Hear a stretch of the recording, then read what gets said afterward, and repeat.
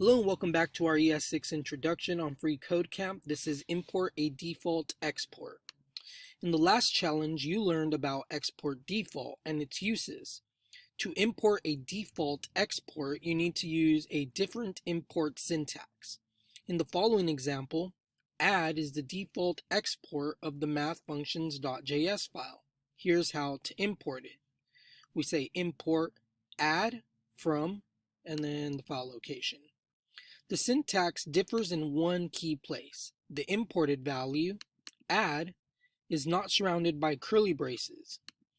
Add here is simply a variable name for whatever the default export of the mathfunctions.js file is.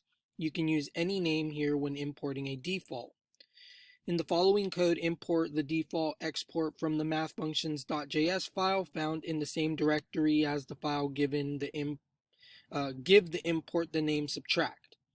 So we're going to do this, copy, we're going to go here, paste, we're giving it the name subtract, and we're grabbing it from math functions. So this stays the same. Run test, we did pass. So this is just continuing from last lesson. The main thing, the difference when importing is that we don't have curly braces. And the reason that is when we import, when we learned how to import, usually we would have multiple values within our import here.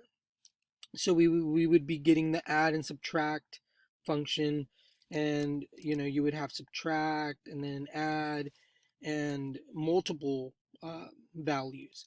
But because this was a default export, then that would usually, or that would only require that one value, as we learned in the last lesson, that default exports are usually that one value. So it makes sense that we wouldn't need curly braces because we're only importing that one value. So, I mean, that's what you want to take from this lesson.